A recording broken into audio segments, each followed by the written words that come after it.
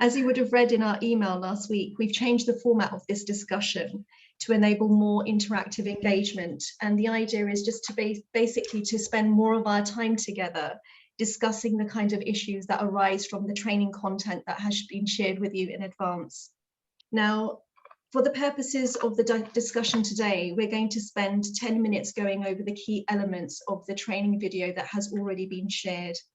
And if you haven't had the opportunity to watch the video or read the materials, I really do strongly urge you to watch them and read them, because this discussion is based on those materials and they really do go hand in hand. So it's really crucial that if you haven't had an opportunity to watch or read, please go back to them and please engage, and please feel free to ask me questions, major or minor, even after this training discussion. Because the idea is really to help really make your capacities around campaigning much stronger and more robust. Now, for the first 10 minutes, I'm going to do a recap of the training video that's been shared with you. So that effectively means I'm not going to go in depth in terms of the elements of the training video that have been already shared, but I'm going to really just focus on the top elements, the key messages from that strategy, so that you have an understanding as to why things have been approached in the way that they have been approached. Now, while listening to this recap, you may have questions in terms of things that arise as you're going through the presentation, things that aren't very clear in terms of what perhaps I'm communicating or conveying. And so what we're going to do is enable the chat box as the place where your questions will need to go.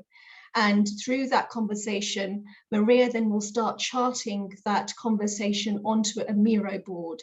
So please feel free to use the chat function to engage with it and to ask the questions that you have. As you're thinking, don't feel that there's a right time. That really is the time to just put it down. And like I said, no question is too big or too small.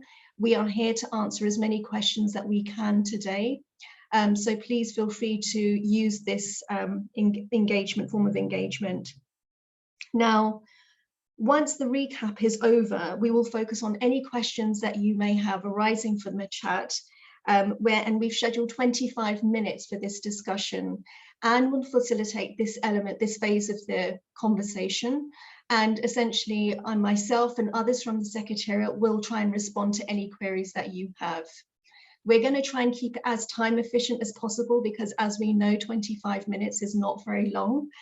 So please feel free to share your questions and comments. And if we don't have a chance to address them in this webinar, then they will be answered. As we've said, we'll have all the questions in the chat. And so we will document them. Anything that hasn't been responded to will be responded to. So please be reassured that we want to ensure that there's continuing engagement around this conversation. Now, at the end of this first half, the regional coordinators will then each ask a question about the issues that you may face at centre level when you are implementing a campaign. This can be a campaign or advocacy at the local level in terms of individual cases, or thematic campaigns that you want to implement at within your regions. Now, essentially, what we have tried to do with the video and the accompanying material is to give you the main framework that is relevant in the case of any campaign that you may work on. So within this context, you will find that obviously we're focusing on a gendered violation, on the rape and sexual assault of a female writer. However, this is focusing more largely on the campaigning framework, which you should be able to extract in every situation, every campaign that you are ever working on. So all of the elements that I will take you through are relevant in any case, any strategic process that you are engaged in.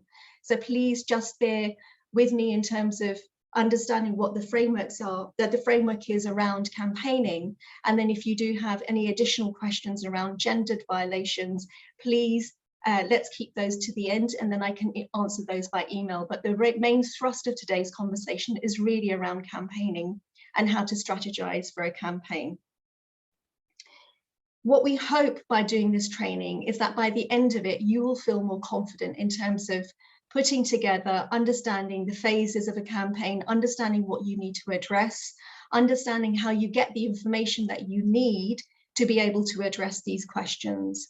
So by the end of it, hopefully you will walk away with this, plus the training video that's been shared and the documents that have been shared with you, with a kind of more comprehensive, more 360 degrees understanding of what a campaign should look like before you start implementing. Now, every campaign will have several key elements to it, irrespective of what you're looking at. It's really important to understand this part of it, because whether you're looking at rape and sexual assault, or whether you're looking at torture or trying to end torture, or looking at the issue around disappearances, whether it be individual or whether it be thematic, campaigning frameworks are uniform.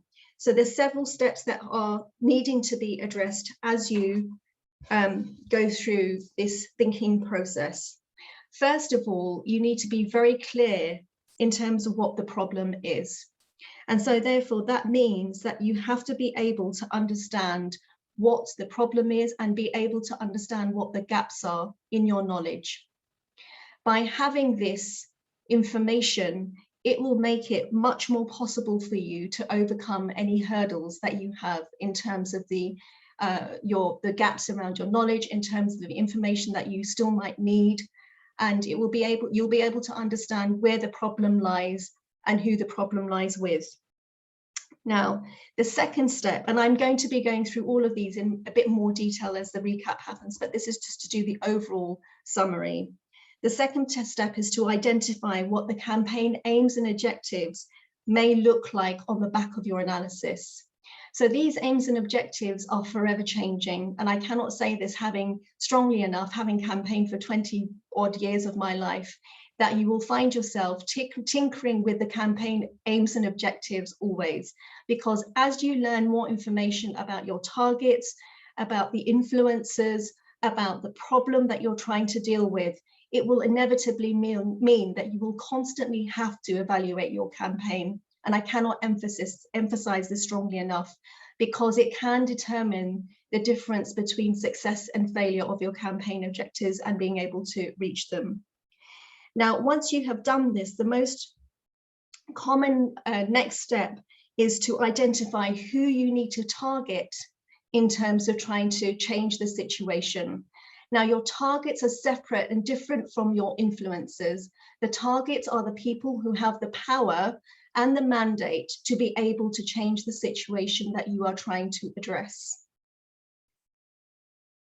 And in that context, you have to also then be able to understand who has the influence to be able to pressure those targets.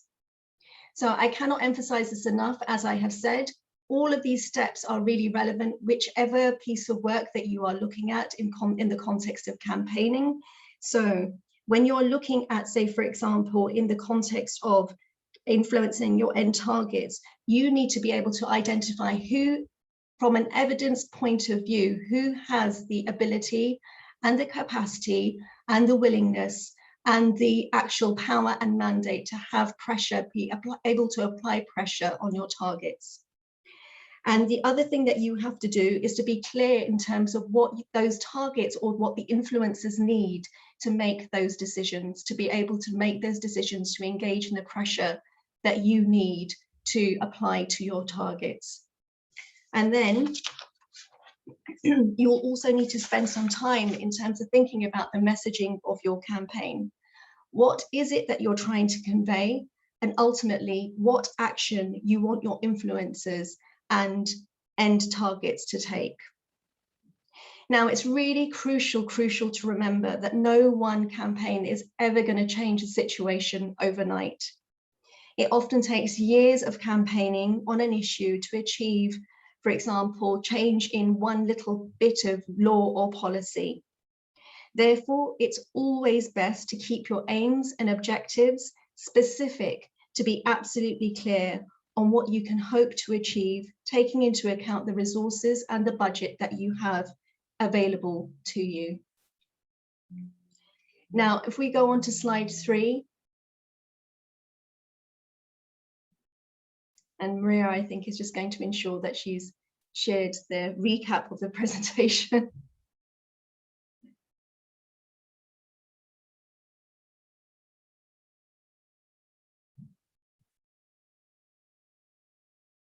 Sorry, we're just waiting to ensure that Maria's got it up on screen. Yes. Sorry. No, it's fine. Okay, perfect. Thank you. Yeah.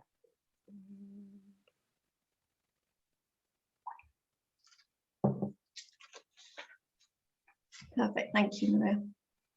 Now, I won't read through the case study because I'm anticipating that you're already familiar with it. However, I do want to focus on some key elements to refresh your memory. Now, first of all, we understand that this case is part of a trend and not an isolated case, that this is part of a series of attacks which are being targeted at female creatives to undermine their right to freedom of expression. Secondly, this case is emblematic. Now, what does this term mean? We mean that this case is demonstrative and typical of all the other cases that we are documenting and monitoring in relation to sexual violence being targeted against female writers. This therefore means that there is a pattern of attack that is taking place, which you will need to try and find some more information on and understand before you start working on the campaign.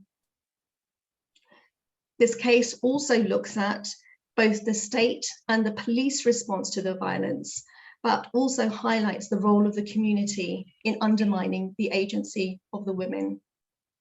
So when we look at the whole surge of religious conservatism that's taking place, for example, in this fabricated example, you will find that not only will the state uphold patriarchal values, but it will also be something that's upheld by the community and the family. So the other thing that we have to also pay attention to is that as a result of these attacks, other female creatives and writers have started to self-censor. So we're looking at not just the pattern of the attack, but the impact of the violations which is taking place.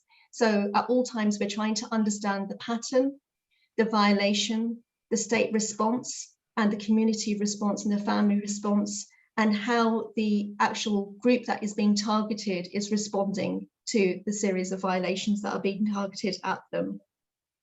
So now, as we move on to the next slide, once you have this information about the case, you will then want to go on to what is called a situational analysis. Now, in doing the situational analysis, you are wanting to examine both the internal environment as well as any external threats or opportunities that are likely to affect your campaign. So in trying to understand the environment, and then this is something that most sectors, whether it be the business sector or any sector, the oil sector, every industry uses this approach in terms of understanding what the external environment is, and in terms of how the internal organization can respond to the situation in alignment with their internal strengths, and being able to also identify their internal weaknesses to know what would probably not work. Now, there are two sets of tools which are most common to this process, one of which is called the pest analysis, and the second is called a SWOT analysis. The pest analysis helps us understand, as the name suggests, political, economic, social, and technological context of the issues that you are focusing on. And this is really the right time for you to try and understand and identify the elements of research that you need to further do to be able to plug the holes in your knowledge. And also, the PEST can be adapted to the needs of the centre. So if there is something that is within the context that you are experiencing within your domestic, within your region, and it doesn't fit in the PEST, you can adapt this tool to suit your needs. For example, in the context of issues that NGOs largely work on, we can look at the legal environment as well to assess what the policy and law is doing in response, or is set what the framework is. Now, the second step that you normally do in this context is the SWOT analysis.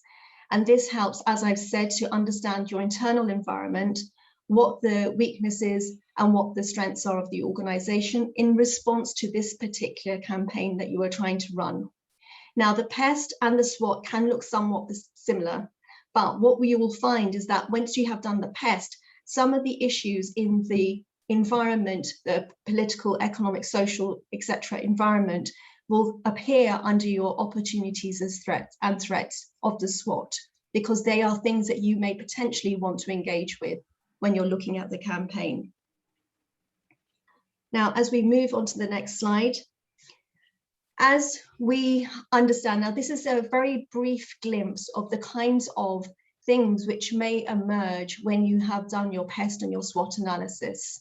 And as I've explained earlier, this is really based on a fabricated case. So please go with it.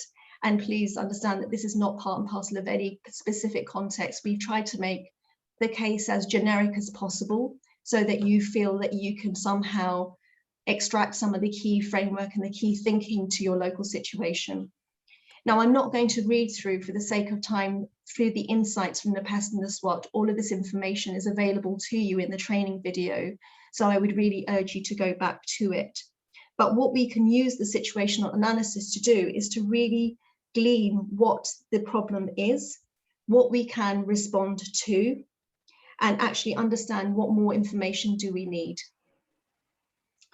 Now, once you have the clarity on what the problem is and all of its contours, you can start to try and help extract some of this, as we have here, to help shape some of the draft aims and objectives.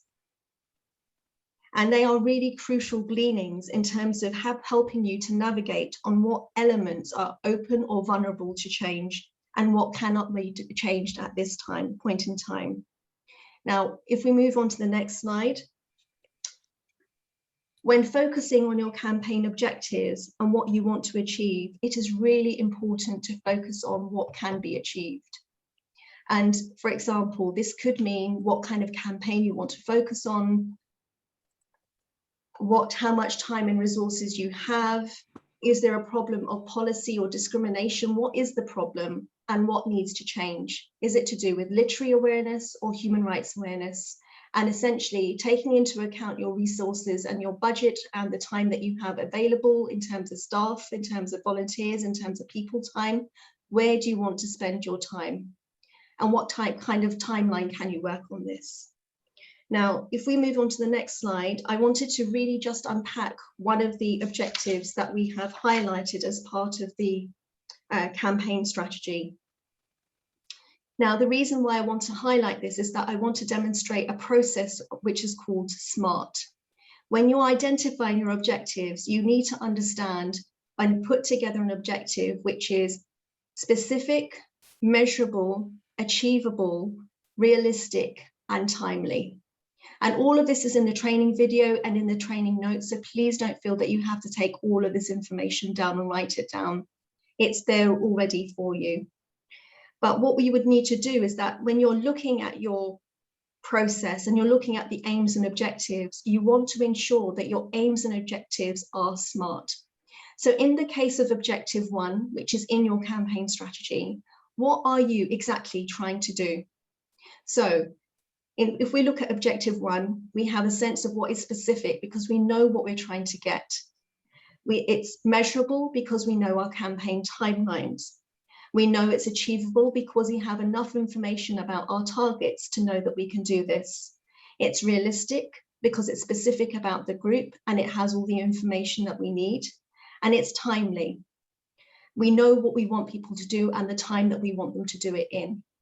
Now, obviously, this is a kind of a top line objective, which will need to be broken down. Like I've said, as you do more SWOTs, as you do more PESTs, you will find that you're able to break this information down. Now, in the context of I want to move on to the next slide, please, Maria.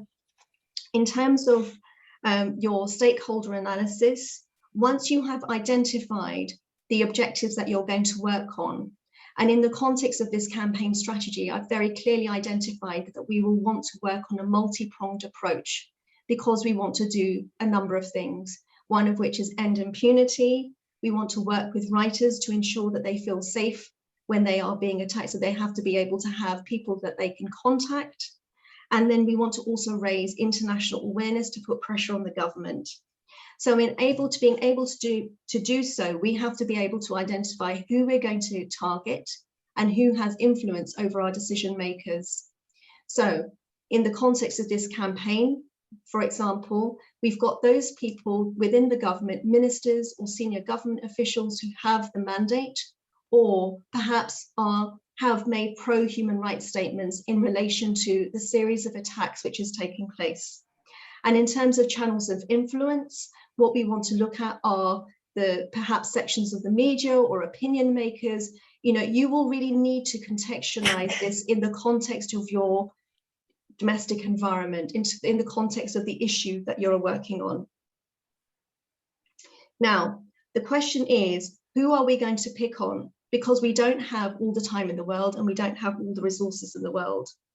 So we know that we have to ask the question, what is the best way that we can generate this pressure to do the right thing, to get the people to do the right thing, the people that we need at the end of this to be signing whichever policy change or etc. that we are looking at. And when this means that we then have to look at those people who can bear enough pressure on the government, in this case, the government, to change their approach or their mindset or engagement on the issue. Now, in the context of this example, if we can move on to the next slide, please, Maria. In the context, so say, for example, when you're looking at your stakeholder, these are just some of the issues that you will need to address. And what we will do after this webinar is that we'll also share this very short presentation with you, so that you have all this information. You will have the recording, so you can just recap and go back over it. Now, in terms of the stakeholder analysis, like I said, these are just some of the issues that you will want to address. And for the sake of time, I'm going to move on to just the next one, because I think that because this is already in the presentation, we don't need to go over the absolute detail of it. But in this context of this case, Maria, if you could take it to the next. In this context of this case, we decide that we're going to, for example, focus on donors. And the reason why we're going to do this is because we know that the government doesn't want the money that it has sent, that donors have sent to it, which is vast and huge, rescinded. And they also want to ensure that they look like they're respecting human rights and women's rights in particular. We also identify donors in this context because donors also have a responsibility. And we have, from our research, we are sure and we are clear that there is a willingness amongst donors to want to address the situation because they are also alarmed at the newspaper reports that they are receiving. So in terms of looking at your donors, you will need to then possibly go back and do more research to identify the types of donors that you want to engage with, because you will not have the time, the ability, or the resources to approach every donor. So you need to be very specific about the criteria of the type of donor that you're going to choose. Now, if you can move on to the next slide, Maria. So if we're going to now look at the donors and we have clarity in terms of who our allies and who our influencers and our possible opponents are, it's really useful to use a kind of a grouping diagram to look at the different types of tools that we can use with each group. What this helps you do is to identify whether you're creating too much for one type of group, and whether you have enough resources to address all the different components of the campaign strategy, and whether you are able to invest the kind of time that you need to do to actually implement and carry out the work that's required with the tools. Now, when we're looking at donors, for example, it's very clear that there are specific kinds of approaches which would work. And that means that you will want to have, for example, perhaps campaigning leaflets or campaign cases, or you want to have briefings and you want to have meetings. By doing this, it really helps you to understand when you want to do these things and how you want to do them. So it's really clear, it's really important to have this process really chalked out, and I cannot emphasize it enough. It feels really tedious, but by just approaching the problem with a range of steps, you will find yourself able to manage a huge situation into a decision-making process, which allows you to really break down what the problem is and what the possible solution can be. Now, we've done if you can move on to the next slide, Maria. Thank you. Now, in terms of, here is just some examples in terms of the kinds of tools that are out there. And this is not an exhaustive list at all. You can adapt this to your campaign, to your targets, to your influencers, to the people that, you know, it could be that you decide that you want to work with the public around raising awareness. So you will have to identify who within the public you want to approach and how you're going to do it. Now, in terms of, and this is the final slide, in terms of preparations, one of the things that it's really crucial to do when you're working on gender rights is to have a non-judgmental approach in terms of how the women decide to exercise their agency. And that message must carry itself through in terms of the way in which you message your external information, because in the context of the work that we're doing, it's really essential that all elements of all parts of the campaign and all individuals who are involved in the campaign have an absolute ability to have clarity on what you are trying to do and the kind of key message that you want to have in this regard. Now, this just takes me very briefly onto the evaluation element. It's really crucial that you have, like I said, all of these things put down on paper. It helps you have a draft document which you can all reinsert and, you know, change all the time, but it also gives you commonality in terms of your understanding of what needs to be done. So thank you, Maria. That's the brief recap that we're trying to do here. So now that we've had the recap, we want to open it up on the basis of potentially the questions that have gone into the chat that I haven't been able to monitor as I'm doing the presentation. So Maria is now going to share and put them onto a Miro board. Exactly. Yeah, and just in case because I'm gonna share the screen with the presentation, maybe I might not be able to see the questions in the chat. So, yeah. And if you can feed them to me in whatever way, the WhatsApp. Yeah, I will. There's no questions. If anyone has any questions, please pop them into the chat or put your hand up, and then Parminder's going to try and respond, or the regional coordinators will help as well if they would be better positioned to answer your questions. So any questions from anybody? There's nothing in the chat currently. Okay. I'm gonna start sharing the screen with the Miro board, so you can see we have already a few questions we've prepared ourselves, but please contribute with your questions, and all questions are good, so don't worry about that. Sorry. Here it is. Can you all see my screen now? Yeah. Can you make it a bit bigger, Maria? Yes, of course. So the idea is that we've divided here the presentation into themes, the training video, like the themes of the training video, and identified already a few questions around those themes. And so as you start giving us more questions, we'll also add them here so that others can also maybe get inspired by those new questions.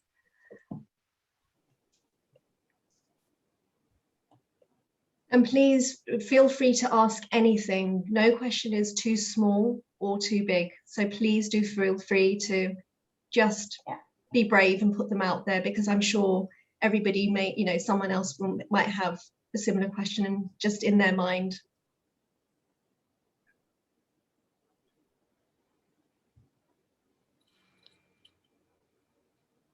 Okay. All right, so we wait for 1 minute just in case anybody wants to ask and there are internet issues.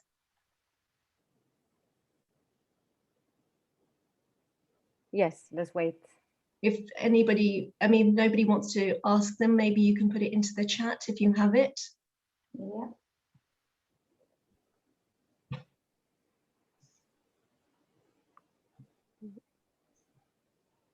Parminder, you've done a brilliant job. No one has any questions.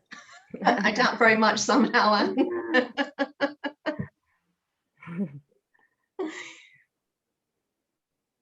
Okay. All right. So if there are no questions, then I think that what we can do is move on to the next half of the campaigning webinar. And I will now hand over the baton to, okay, we have one question that's come up. How do we join ongoing campaigns by other organizations?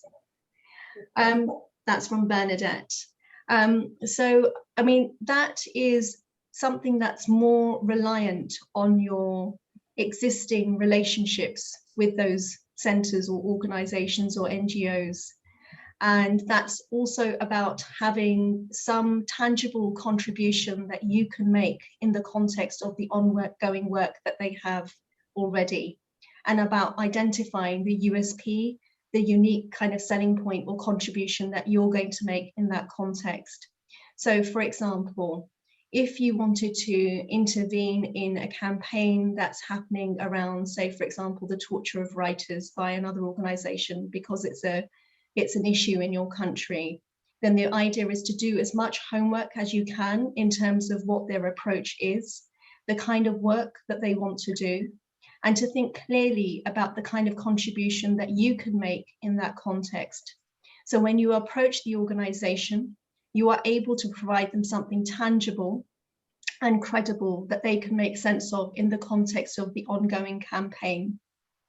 And once you have, I mean, it's a constant process with an organization that you've never engaged before. You may find that there are differences in approach, that there isn't a commonality, that perhaps that there's something that's niggling you that you need to really resolve before you can enter any kind of partnership. But the idea is really just to use an initial conversation to potentially map out what you could do by joining their campaign.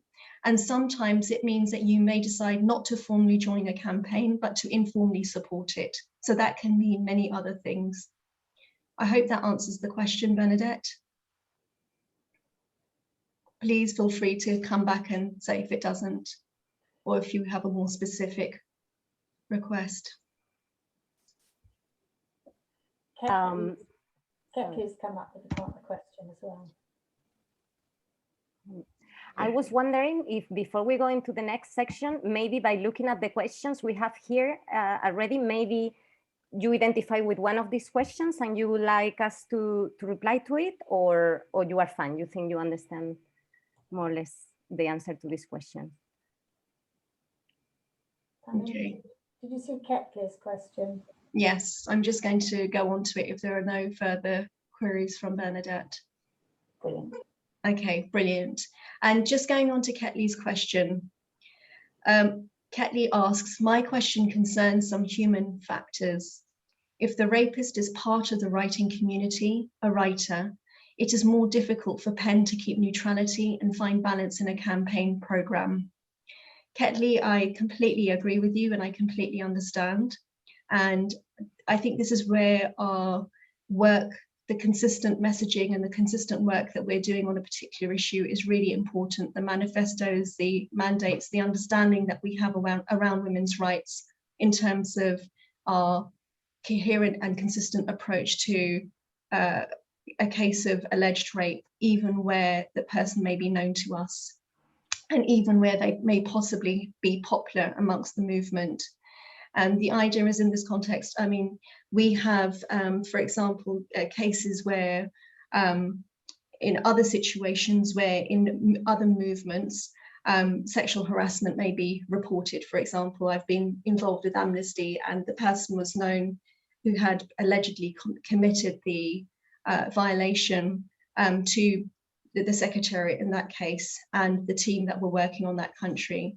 The really important thing in this context was to have clear policy. And as the gender and diversity manager, I am now going to be looking at those gaps within our approach. So you will have more clarity in terms of how we can organizationally address these issues, and particularly where the writer may be known to us personally and where they also are professionally involved with PEN. So in the case, I mean, I don't want to go on a kind of a conversation about gendered issues in this case, but I'm happy to talk to you about this afterwards as well, Ketley, and to send you a more detailed response on paper, if that helps. But the key thing is to have consistent and clear interventions in all cases, regardless of the identity of the perpetrator, and to also ensure that there are no, that we don't act as the courts would do, to actually look at the kind of, that we're essentially helping both, we're helping the victim to access justice if necessary, and taking duty of care in terms of our approach.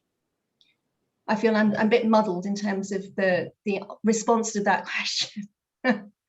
But because I'm trying to focus it more on campaigning and not on gender, I don't want to spend too much time on it. But I'm more than happy to come back to you, and I'll send you a fuller response, Ketley, on this once the webinar is over. So in terms of the next question, and I'm just going to go through. Follow is asking a question. Okay, sorry, I just missed that. Okay, so we have Sajad, who's asking about stakeholders. He's asking that example, a problem was created by the Ministry of Education regarding gender discrimination when wanting to organise a campaign. Can the Ministry of Education be considered a stakeholder? Now, in this context, Sajad, without having more detail, it's really difficult to say where you would place them in the list of stakeholders. But even if they are not allies, then they may be targets or they may be opponents. And you have to have clarity in terms of what their actual position is, and with the reason why they may be holding that position, before you can decide on whether they're going to, which part of the spectrum that they fall on. But the reality is that they are going to play a role in this campaign, whether you like it or not, and possibly to oppose the campaign. So you have to have as much information about, as I said, the position that they take, but also you need to have as much information about who you can potentially influence to put pressure on the Ministry of Education to change their position, and to understand whether it's a position that can be changed in the context of the campaign and the resources and the time that you have available on you, and to also understand whether this is going to be the main objective of the campaign that you want to raise. So this really should all come up about when you're first doing your pest analysis, as you try and identify the context in which you're going to be working on. So like I've said, when you're looking at a campaign and you go back over it and you realize you have more information about, in this case, the Ministry of Education, you go back to your pest and your SWOT again, and you look at what can be done in the context of your campaign. If you feel that you cannot change the Ministry of Education in terms of their position on this because you don't have the right influences to put pressure on them, then you may want to relook at realigning your campaign and pulling it a step backwards to be able to identify what you need to do to then be able to create enough pressure on the Ministry of Education to start thinking about this issue. As I've said, no campaign is something that happens over a period of 6 months or over a year. It's about incremental change. So it's about the minute steps that are taken to build up pressure on your target. And that can sometimes take, years, depending on the kinds of objectives that you have. Okay, I hope that answers the question, Sajad. And like I said, if anybody has any question that hasn't been answered or you want more clarity on, I am available. My email is going to be there, so please come back to me. Now, we come back here to Ketley. A question of timeline, gap between need for preparation for a campaign and a rape scandal that explodes on the web, warfare between stakeholders, and the need to react in a swift and organized way. That's a really good scenario, Ketley, and I agree. I think that they're absolutely, that this is something that is not just something that will happen in the context of a campaign such as this, but it will happen in cases of campaigns around disappearances or torture. And it's just how do we respond to the evolving situation? Because I want to take it back to the campaigning strategy, it's really, and rather than focus on this particular case, it's really important to focus on an element of your campaign strategy on contingency planning. As I absolutely agree, it takes some time to be able to draft and put together a campaign strategy. It can sometimes take a few days. But the idea is that really what you want to do within that strategy is to have a contingency. And within that contingency, you will want to plan for all the things that can possibly happen in the context of the run up to your campaign and how you're going to respond. So there therefore means, would you therefore have a standard template that you can adapt to any such situation that happens before you run the campaign, that is in alignment with the messaging of the campaign that you are going to run? So you don't have two different messages that are going out on the same issue. You must have clarity about what you are trying to do, where you are trying to get to, and what you need to do to change that situation. So the best thing is to look at the situation, to put together a very standard kind of a template, perhaps in this context, which can give you enough space to be able to have credibility when you do start to campaign on the issue more wholly, and to be able to show that you have intervened in the case somewhat. So to allow you to be able to enter that space and to, for other organizations who may have been working on this case to say, okay, fine, yes, we acknowledge that there is some kind of intervention from yourselves before the campaign took place and when it was needed. So I hope that answers the question, Ketley, but I'm more than willing. I wanted just to emphasize that this is not going to be, I mean, whilst the campaign here focuses on gender, this is not the only opportunity that you are going to be having around understanding how to work on cases relating to gendered violence. So that will follow. There are a lot of resources that are going to be drafted for you all. Now, there's a question from just one thing, I'm going to stop sharing the screen because I'm having problems to transfer the questions into the board. So I think it's better, you have already had a look at this and we can have more a conversation. Okay. Okay, I'm now lost the... Okay, so the question from you follow is, for how long can a campaign, e.g. against government control or regulation of social media, go on? And with which agencies can we collaborate on this kind of campaign, knowing that those in government may not be disposed to join the effort or the campaign? So this is a really common question, Follow. I can't emphasize it enough. Essentially, when is a campaign over? And most campaigners will say it's never over. The reality is that you will never quite get to the point that you want to in the context of a year campaign or a 2-year campaign. And so you will constantly need to be evaluating the campaign as you implement it to understand whether you need to extend the timeline for the campaign, and whether you then need to introduce more incremental, tinier steps in terms of the kinds of things that you need to do to be able to implement the campaign more fully and more wholly and in alignment with the objectives that you have for the campaign. So the truth is, no campaign is ever truly over. Very often the campaigns that we do see which are being celebrated are happening after years and years and years of work. So it really is about the resources that you have, the time that you have, and the kind of investment that you can make, and thinking very clearly about what the possible outcomes can be from your campaign, and trying to look at how you can account for them and how you can deal with them. So I hope that answers it more closely. I'm just moving on to the next question. And how are we doing for time? We're okay, we've got another few minutes. Okay, great. Okay. And then the next question is from Tong Him. Okay. Okay. That's from Cambodia, right, Anne? Yeah. Okay. So this is a very good case study that is very sensitive in Cambodia. Now, NGOs in Cambodia seem to do less with this case because they are strongly suppressed by the government. Human rights violations is now increasingly rampant. Now, this is a familiar problem with many organizations and very many situations, really, because there are so many issues that we have to deal with, and there are so many different compelling reasons and need to get involved in a campaign or to start up a campaign, that you will find that media attention and NGO attention sometimes, and funding restrictions, mean that an organization's already moved on to the next issue, whilst the issue that you've been working on still continues to be a problem. the reality is that if something like this, you are faced with a situation, you also have to be realistic about what your campaign is about.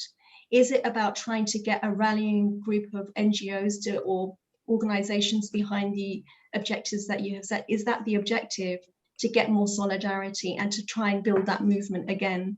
So sometimes the campaign isn't about the external objectives or the external visibility of a campaign, but really about thinking about the background, about what you need to do to get there. So like I said, it is about the incremental nature of campaigning.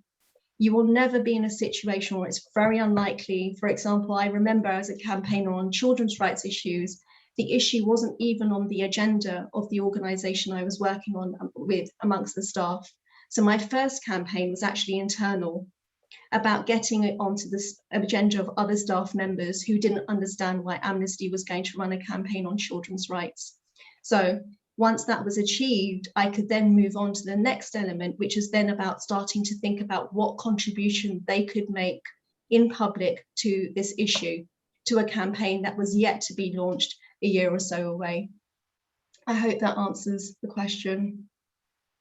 And moving on to a question for Alio from Penn, Sierra Leone.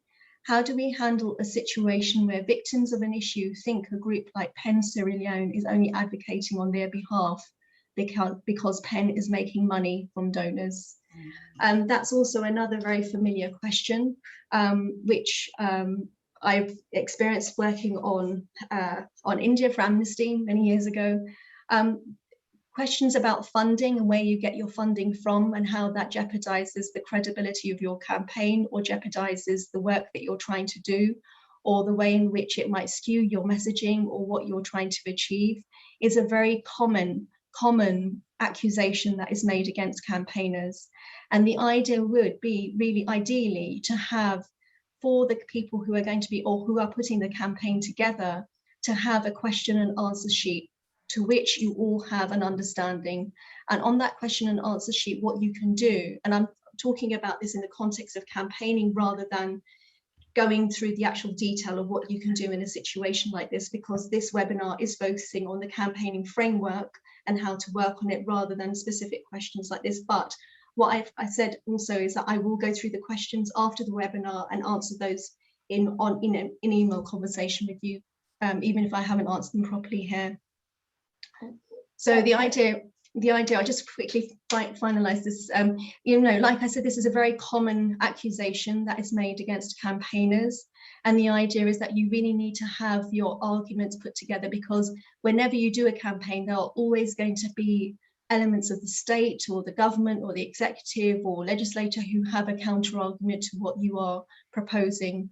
And so what you will need to do is think about what those possible counter arguments may be, or how others may try and jeopardize or undermine your campaign. And that really crucially rests on having clarity in terms of what their potential counter argument may be, what their position is, and what their approach is to the issue that you're trying to campaign on. And then trying to work together, work amongst, ensuring that you all have the same message amongst those who are implementing the campaign, so that none of you ever are faced by this kind of accusation and don't know what to do. So it's really crucial to sit back and think about who's going to argue against you, who's going to try and undermine you, what information you have at hand, which is evidence-based, to understand what their approach is going to be, and being able to understand what your potential avenues for applying pressure in that context can be. So I hope that answers your questions. I'm very aware that this is a very short space of time that we have to answering, I'm sure, many questions. If it is useful for you all, rather than individually replying to the questions that you have, I can do an email to all of you who have taken part today and reply in full again to the questions with more information. It's just that we are slightly time bound, so I don't want to take over from the second half of the conversation. Brilliant.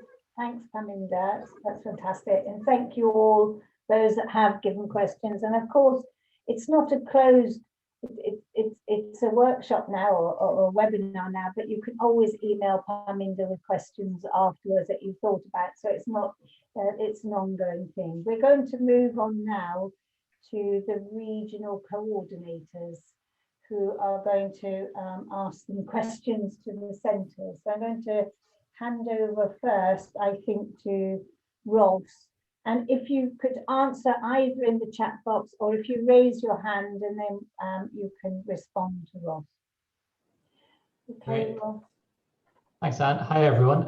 Yeah, so just the first question to get the conversation going, and please don't feel only centres within my region can answer it. This is a question open to everyone. It is, what are the challenges and constraints for your centre to engage in campaigning on individual cases, that is, individual writers at risk in particular? So you know, looking at the discussion so far, perhaps thinking of both external factors and internal factors. So yeah, within your, I'd be interested to know just within your own national context and what the similarities might be in the issues between each centres across the regions.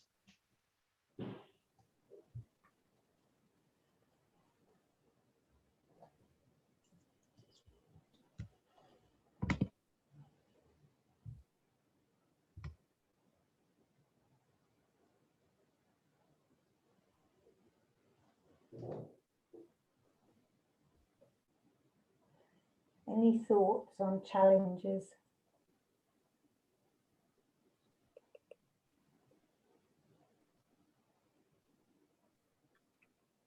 I think some of these may have come up through the chat already in the questions that I've answered. So I don't know, Ross, if we want to look at some of those questions perhaps. And yeah, sure. Oh yeah, I see Kelly asked me to repeat the question.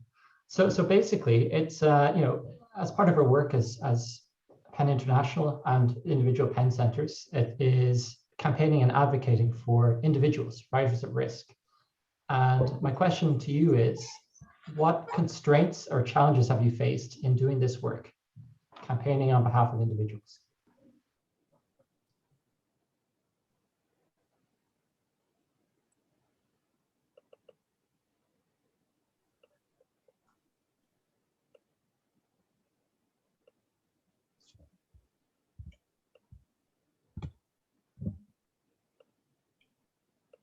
okay. Yeah, I guess just to provide some ideas that kind of might get everyone going. External factors, issues such as domestic politics. Is the person aligned to a particular political party or in the opposition? And that creates challenges for particular regimes where, as an organization, seeming to align either with the incumbent political party or the opposition may create risks for individual members or the centre itself. I'm also thinking of the safety of those we advocate, campaign on behalf of. I hope many of you got to see our presentation on informed consent during the recent WIPC meeting. Some of the issues there in terms of campaigning on behalf of individuals at risk and raising their profile can result in additional exposure to risk. And then on the internal side of things, there's also issues of capacity. I'm sure many centres have this issue. What is the capacity of the centre to conduct a campaign just for one individual? What is the ability to source accurate, reliable information concerning the individual at risk in order to conduct a campaign? And this is why Parminder's work highlighting a framework for campaigning is so crucial. So yeah, if anyone has any ideas or can situate those points within the context of your own work, yeah, please share.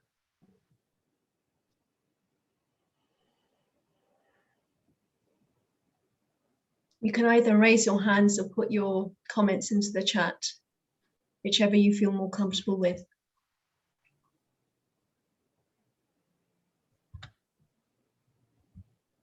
No questions.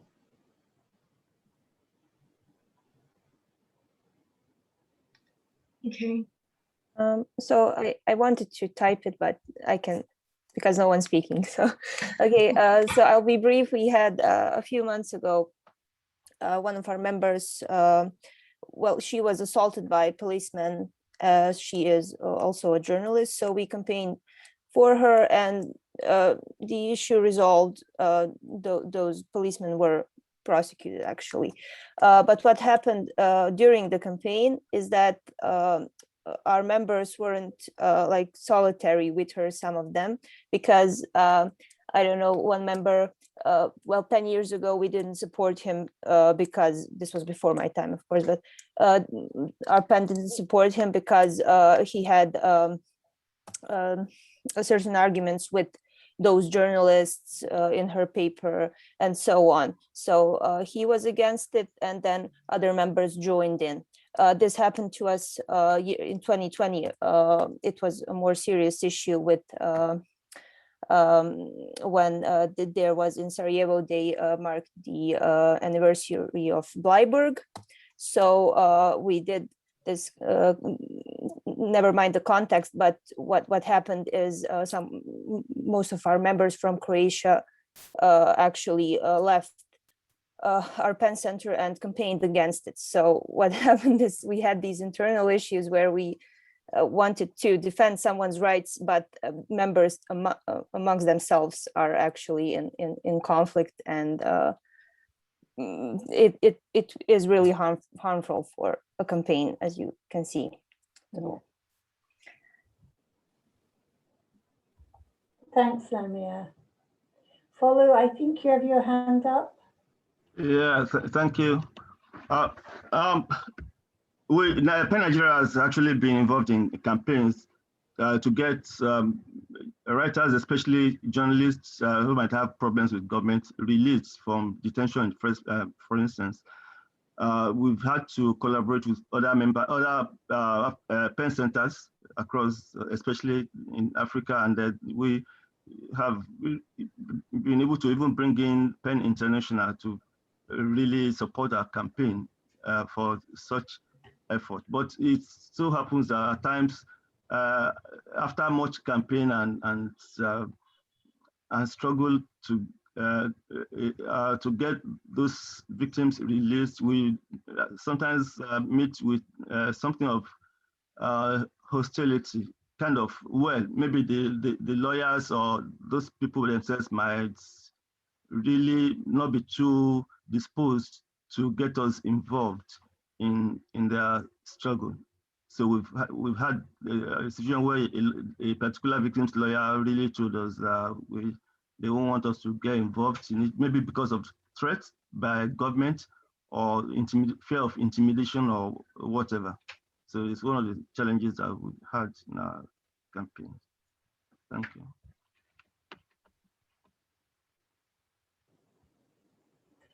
Wizzy, I think you have your hand up.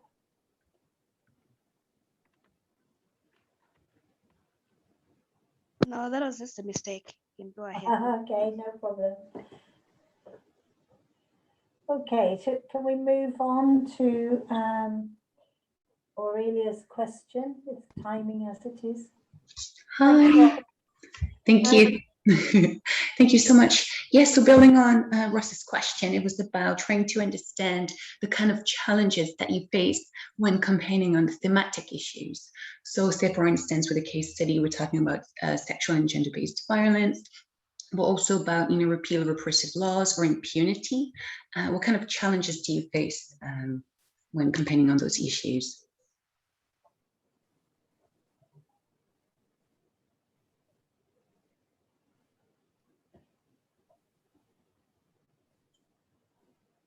And I think something as well that would be very interesting for us to know is if you feel safe campaigning on certain issues on your own country, and if you face specific difficulties. I mean, Foley, you mentioned all the difficulties that you faced on certain cases, but do you feel like what are your strategies to mitigate risks? Say, for instance, do you feel like joining efforts with local organizations work, or as you said, having PEN International working on your specific topics, does that help as well? Romana, you've got your hand up. Yeah, I was just wondering whether Aliu from Sierra Leone could maybe share with us some of the experience of Penn Sierra Leone when they were campaigning for the repeal of criminal defamation. Aliu, you've got a lot of experience there.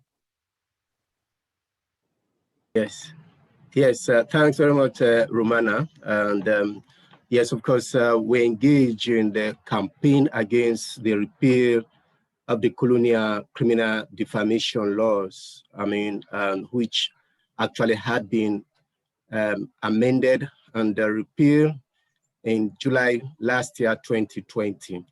And we work in collaboration with other African centers, including Uganda, South Africa, and Zambia. And in Sierra Leone, of course, we came across a lot of experiences. And one such experience is the fact that we joined the campaign in 2016. That was when the UNDEF project started. And before then, there had been a lot of campaign activities that had been going on. And in fact, I want to note here that the Sierra Leone Association of Journalists, LAJ, was born in 1975 to actually, campaign against the establishment of that colonial rule, the 1965 defamation criminal laws. So they've been doing all this. And actually, it came to a height when Sierra Leone came under the multi-party system of government again in 1996 or 2000 when the war ended in Sierra Leone. So there are a lot of newspapers, personnel, and governments and other media stakeholders that came on board to campaign against the defamation of the 1965 Public Order Act.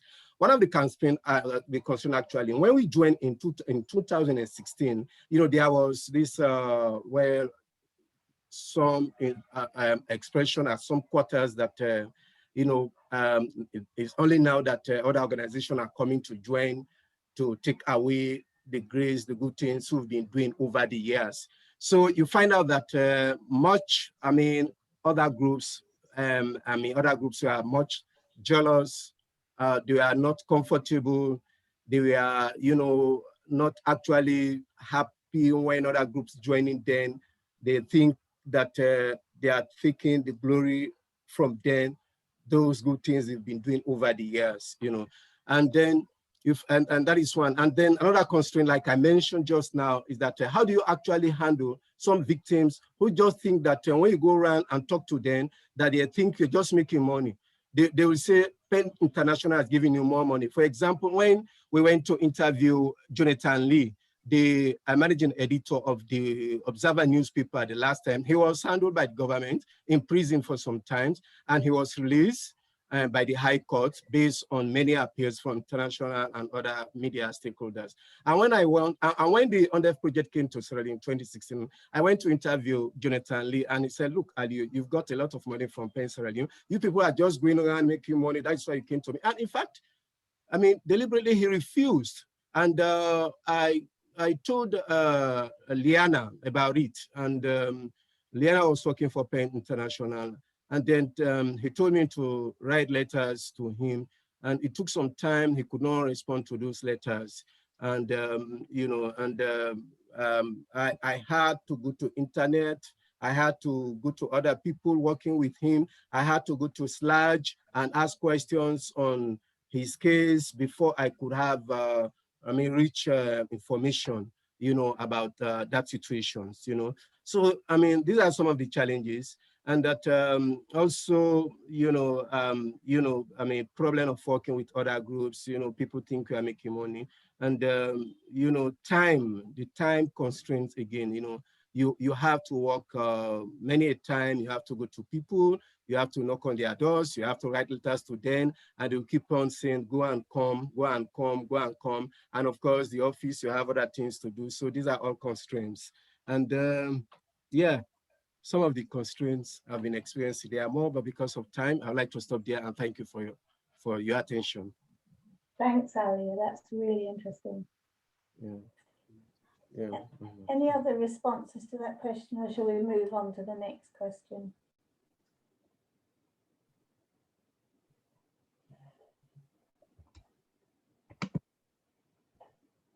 Okay, should we move on to Mina's question then? Hi, everybody. Thank you for joining us today, and thanks for organizing this with our colleagues.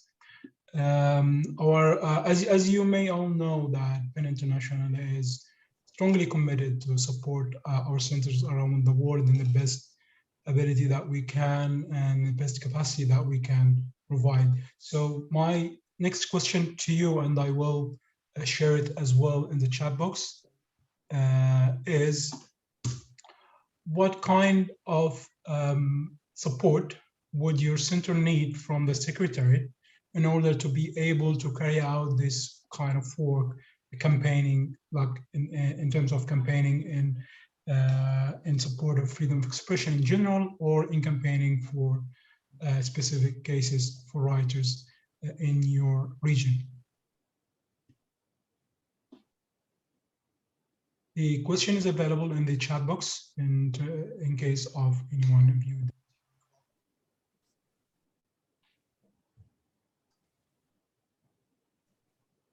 How can we help? Like, this is simply is our question. How can we help you to campaign and to do your work?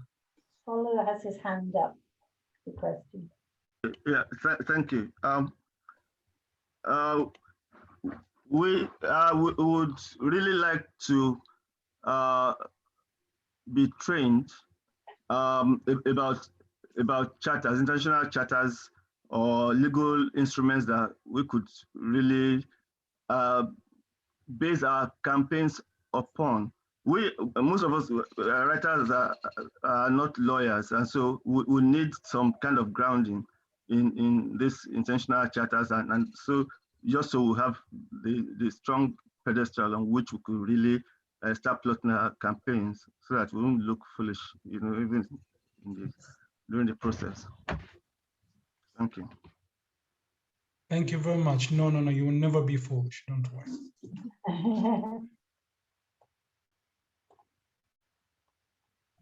Any other responses to Mina's question? Saint Musa. Musa?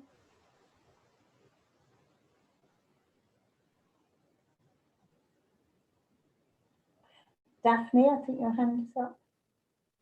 I think Musa is trying to speak, but I can't hear his voice. Okay.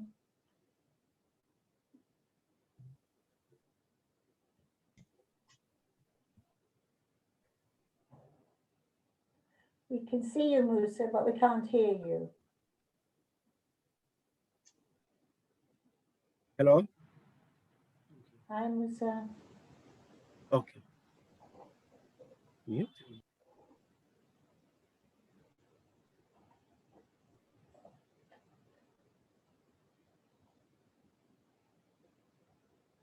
No, we still can't hear you.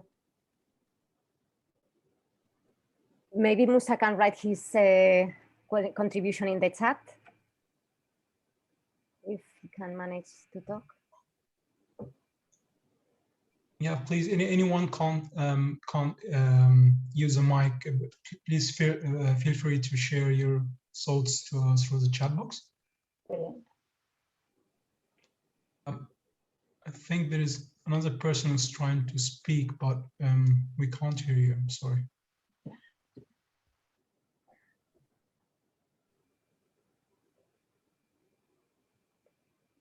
Should we move to Daphne? She's got her hand up. I think so. Thank you.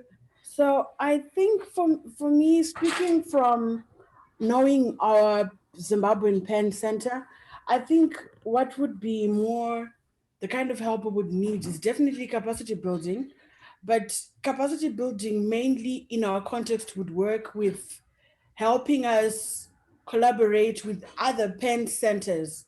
For example, if you're going to be campaigning for something, you would rather have support to build up from outside centers, such that it's not easy for anyone to identify the individuals and the locations of the PEN members in the country. Because, for example, if I try to think of the members of our center that I know, none of them have the capacity to protect themselves or even relocate in the event that they lead a campaign and then the authorities come after them. So sometimes it may be necessary to speak, but sometimes you can't speak because you would rather speak through PEN Nigeria, PEN Zambia, and then and maybe if the hashtag about the Zimbabwean writer or journalist who's being persecuted builds up pressure, then we know our campaign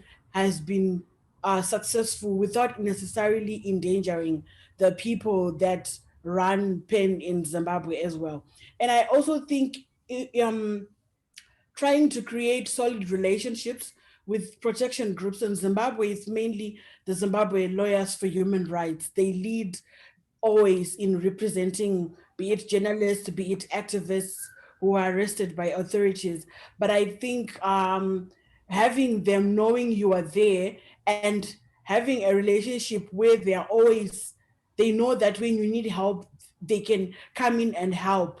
And they will also put you under their priority groups to support will actually be some of the assistance that we need. In as much as, you know how it is, we are in the same country, but there may be that lack of acknowledgement of the work that you do, or even trust for them to then want to partner with you and prioritize assisting your members in times of need. Brilliant. Thank you very much. Thank you. Thanks, Stephanie. Anyone else had any thoughts or are they saying we can help in any other way? Please do put them in the chat. Any thoughts you have, do put them in the chat box. Yeah, I can see someone. Yeah, it's capacity building. Yeah. Yeah, that's good. So. Okay, so we have like three or actually two areas. Capacity building, which include the trainings on international law and knowledge that we can provide, or expertise that we can provide, our team can provide on international law or other areas of capacity building, including this training, which we are committed to provide to our members and to our centers. And please feel free to reach out to our colleagues, including myself and all our colleagues and staff members of PEN International, so we can provide the help that is needed in the best capacity that we can do. The other area is networking, and we are keen to help our centers to come together, and this is one of our priorities, I believe, in coming months, in coming years, and I believe it has been a priority for long for PEN. Also with other NGOs and stakeholders, it's a very important point as well. And that takes me to the other follow-up question that we would like to ask you guys today. Do you feel, my question is, do you feel that you can reach out to us in times of crisis for support? Do you feel that you can reach out to us? The question has also been shared in the chat box. Do you feel you can reach out to us? Do you feel you can contact us?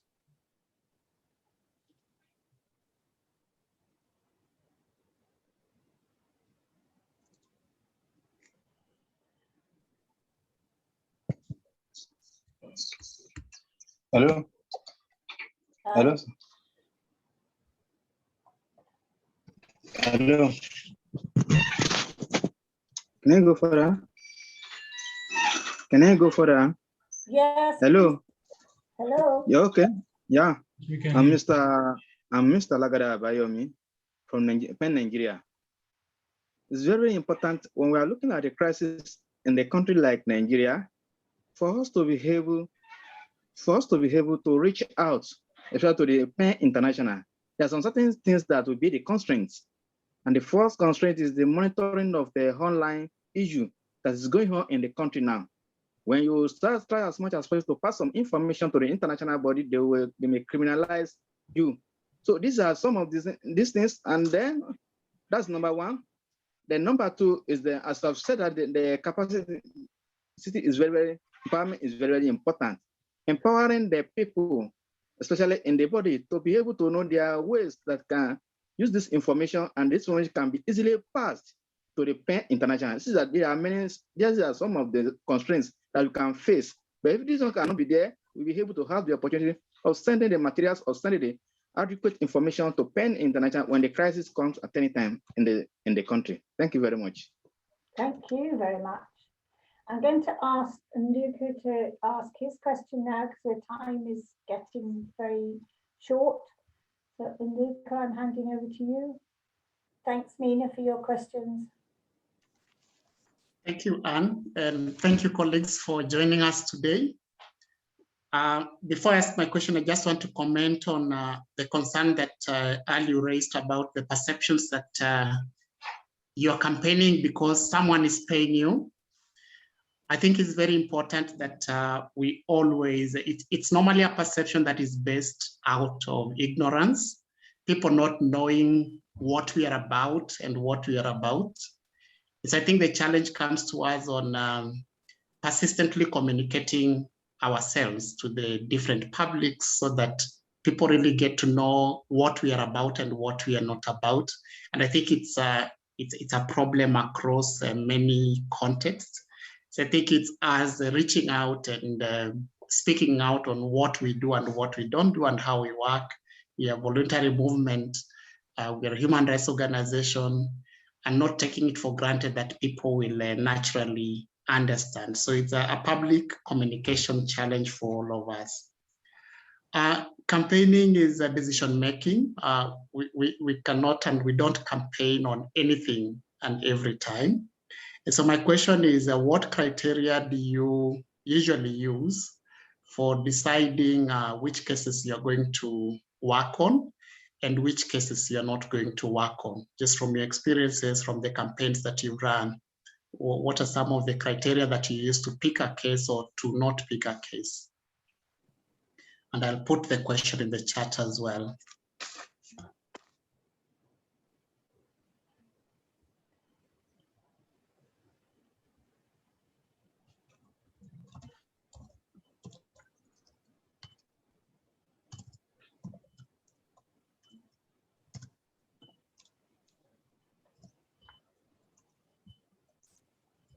Hello?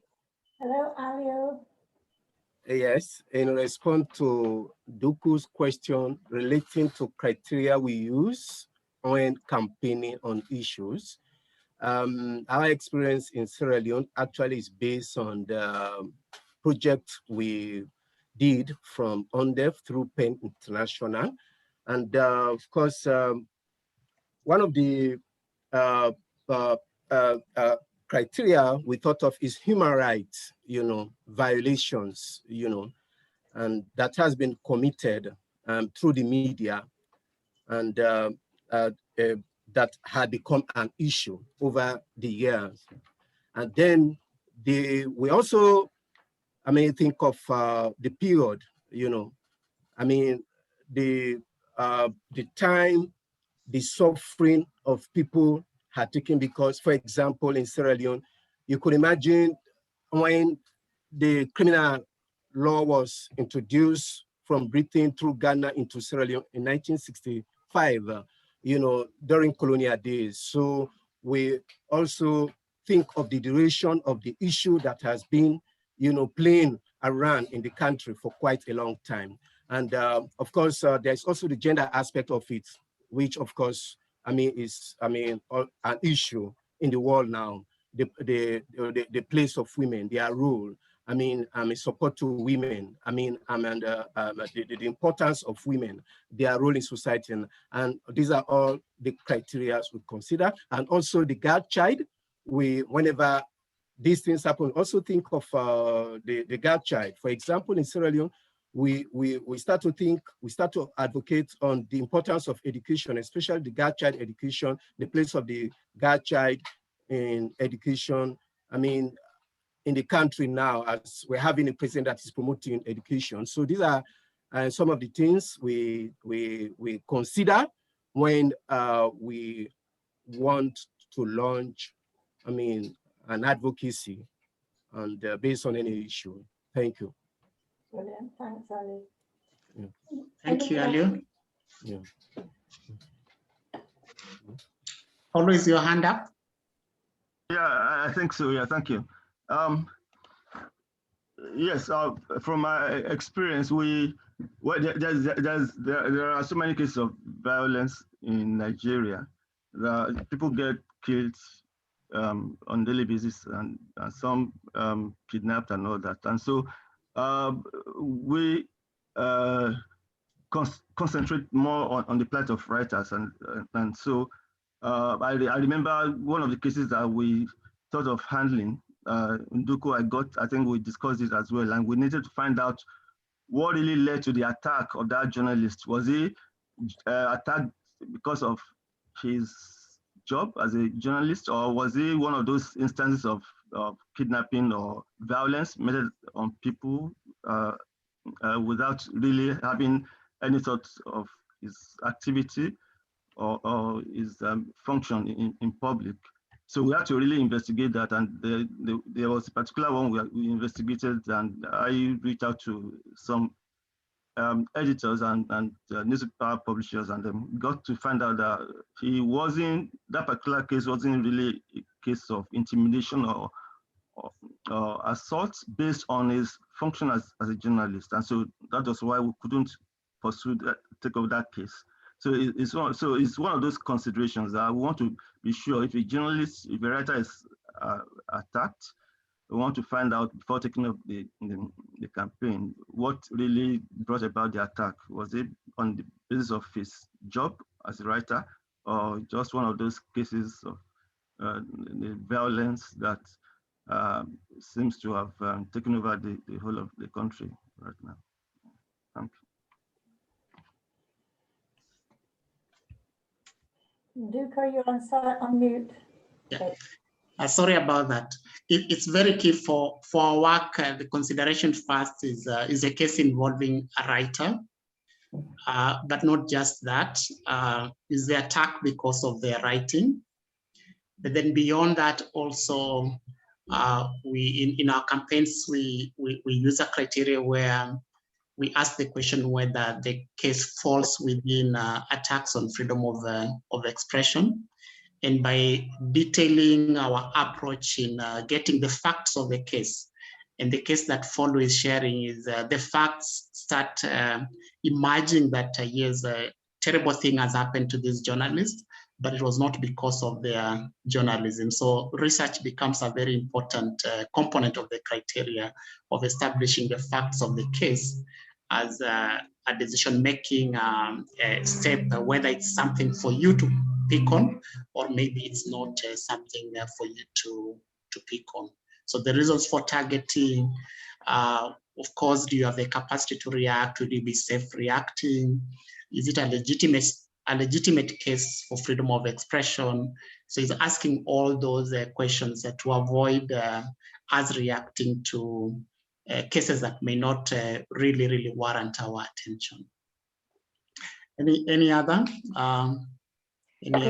I'm sorry to jump in, but I know we are running a bit out of time, but I think there are people who haven't contributed, who haven't shared their experiences, and it would be nice to listen from Penn IT, from Afghanistan, from everyone, but for those centers that haven't shared too much, because this was to men really participatory, and we want you to feel you've been able to contribute in case you want, of course. If you don't think you have anything to say, it's all right.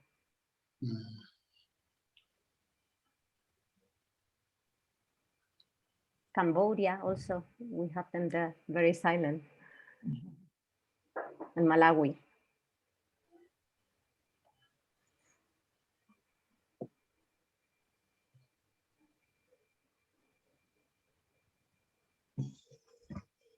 From, hello? Hi. Yes. Yes. From Pen Nigeria again. It's about the capacity building we mentioned earlier. The capacity building, as I've already said in on the chat platform, needs to be extended to the grassroots, especially the authors that are using their indigenous languages, because these villagers, they are facing a lot of challenges when it comes to the fundamental issues that have to be addressed. But because of the international language or the foreign language being used to communicate, many of them, they don't really understand the concept of this. And they cannot, because of their being non-educated to a particular extent, they are not able to express themselves and to express their feelings and being one way or the other with the fundamental issues that has to be addressed among them. Because of the languages, because of the constraints of the language, they will not be able to pour themselves out for the government to know what they are really facing, because these are the challenges being faced. But what I'm thinking that if all this the authors that are using the indigenous language can be more empowered to be able to express and to be able to reach out more to the grassroots, all this problem we are talking about will be able to be reduced to a particular and minimum extent. Thank you. This is my contribution again from Nigeria. Thank you. Thank you. Saeed from Afghanistan, you want to speak? Hello, everyone. I'm glad to be a part of this great team. Thank you from the panel for this great webinar. I want to ask questions about the evidence. Here in Afghanistan, I think the most vulnerable people is the women. And when they face the violations, they don't have evidence to prove the violation. So how they can design or plan a campaign to change the positions or to change the situations or to raise their voice if there is no evidence?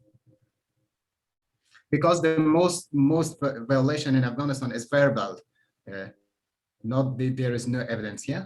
For example, women in the society or community, they don't feel they are self-secure.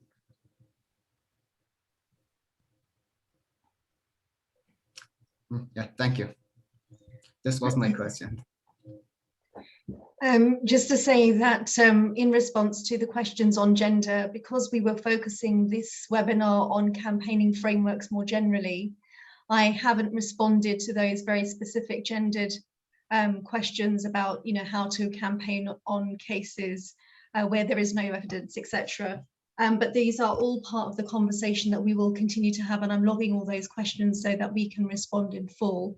But I think the thing is, if in the answering this very, very briefly, because I'm aware of that we're running over time.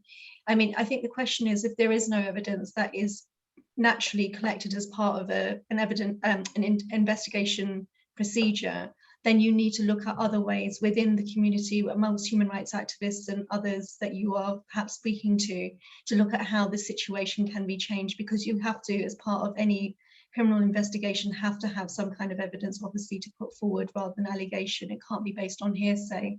So I would look at the process and procedures and protocols within your own domestic legal framework to understand what is required from the law and what is being done at the moment, and to see how those gaps can be filled. Now, I know that's not a very specific answer, but it's really difficult to answer specifics in a general campaigning workshop. But I'm very willing and open to continue the conversation both with yourself and Ketley. I'm very aware that there are many questions that there need to be answered in the context of gender.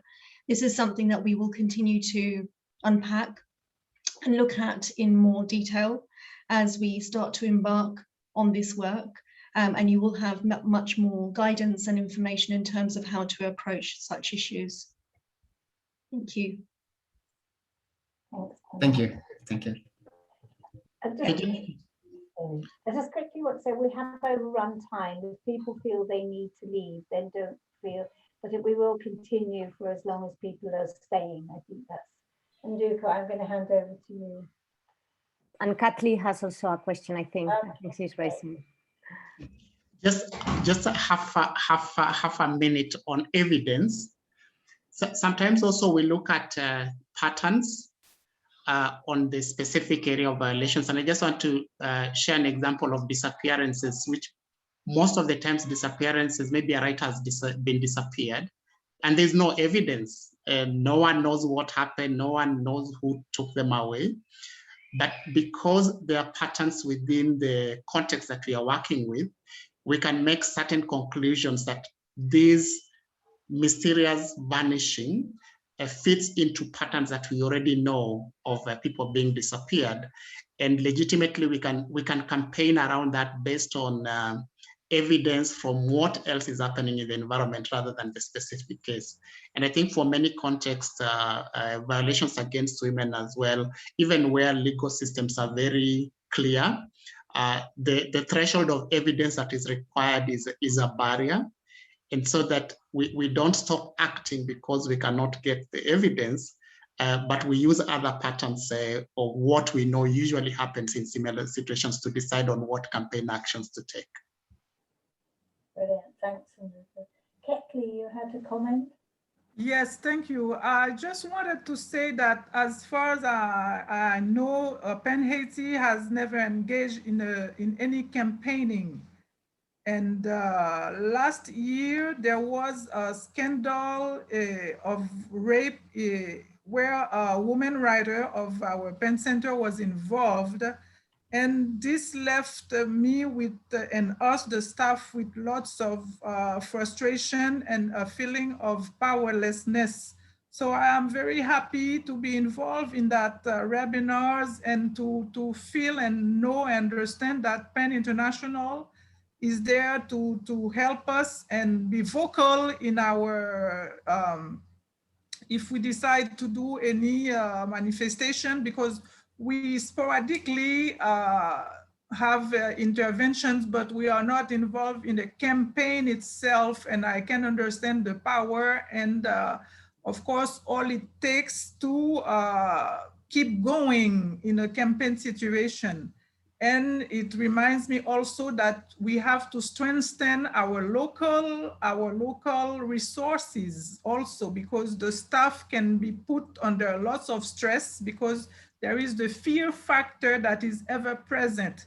People are afraid of peer pressure, of threats, death threats, of political pressure, of losing their job, whether it is the victims, because we were trying to help the victims, but at a certain point they agreed to talk to us, but at a certain point under the pressure of the threats they received, they pulled out and they became even hostile whenever we try to approach them.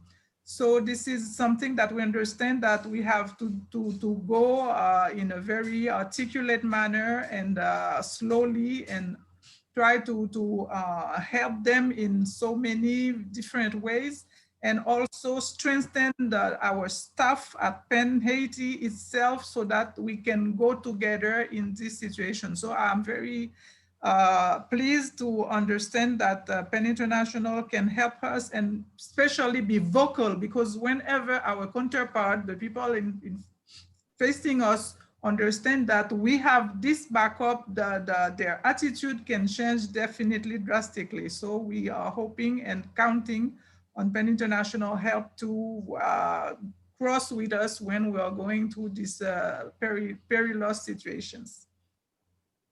Brilliant. Thanks, Kathleen.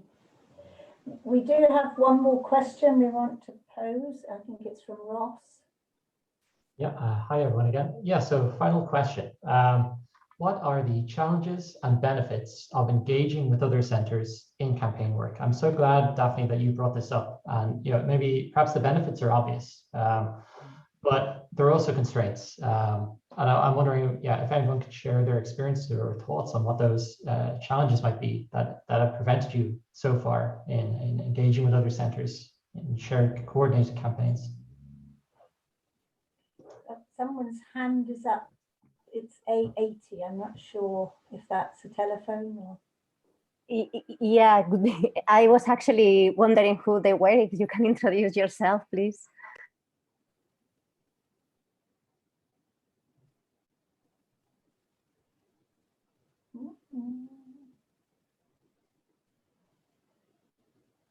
Somebody have their hand up who's on the phone or?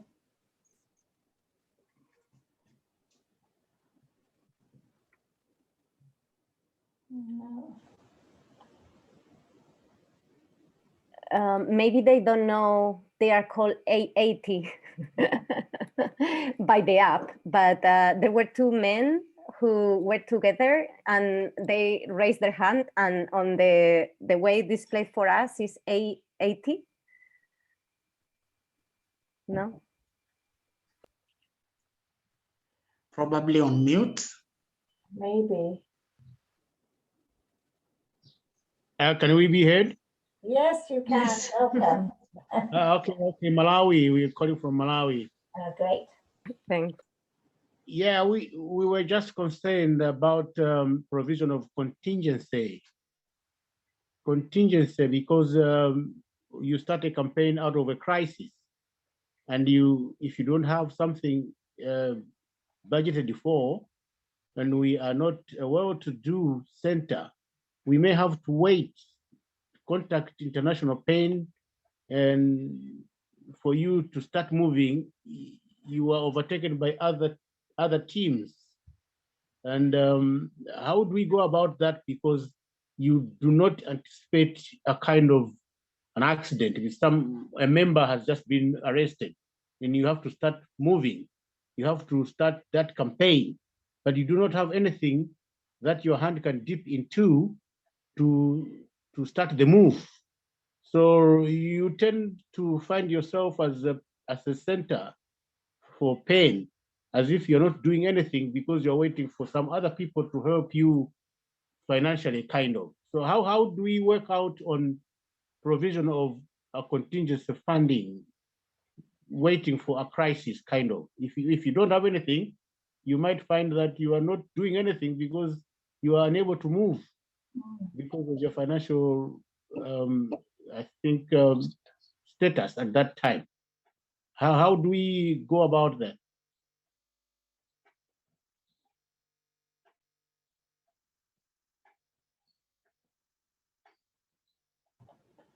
Nduko, you want to respond? Yeah, I think funding and resources is a constant challenge that we face in advocacy work and campaigning. And I think this is where it becomes very important for us to build networks within civil society where we are working, because you'll find if you are in the broader civil society movement within your country, there will be actors within there that might have capacities that you don't have, including resources. So my view would be investing in relationship building, connecting with other human rights organizations and civil society groups, but also internally, it's also building the profiles of our centers. Centers can really put a lot of thought and work into building their profiles and credibility for fundraising, because to be able to access resources that can strengthen your work, there's a certain profiles that you need to build. I think it's a work in progress, but work that needs to be planned for. But then at number 3, I would also say if centers can also adopt agility to share information with us at the Secretariat, because if an incident is happening in Malawi, you will definitely know more about that incident than we at the Secretariat. So it's the agility of sharing information, and then within that, as we have done in other cases, exploring and seeing what possibilities are, what connections to make. So I think not any black and white answer, but I think the compact of relationship building, networking, building internal profiles, but also being in constant communication with us at the Secretariat would be some of the mitigating factors that would help in that gap.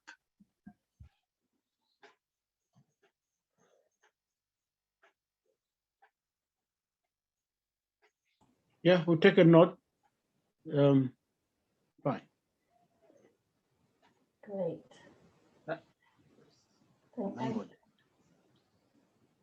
Brilliant. Thank you everyone for engaging so well. Paminda, do you want to wrap up a little bit? Yes, I just wanted to reiterate thank you to everybody for being here and for taking part and engaging with the conversation. This is not the end of this conversation. Capacity building and continuing this work is something that we will continue to do, both through your interaction with the regional coordinators, but also with myself in terms of any thematic, more generic kind of campaigning questions and answers that you do need. So do please feel free to contact us, and I will be sharing the answers to the questions that you've put into the chat as well in writing, just to help kind of just reiterate some of the key responses that we have to your questions. I'm very aware that there are still some questions that are more specific and are more about gender, for example, which I will come back to. And there will be, at some point over the next few months, there will be a kind of a question and answer sheet which looks more specifically at these particular issues. So please feel reassured that even if it hasn't been answered here, it will be. Our intention is, as we now are starting to audit and map the work that we have been doing on gender so far, we will continue to now fill that void in terms of guidance. So thank you very much for your time today. And even in terms of campaigning, if you've got any questions, please come back to us. No question is too big or too small.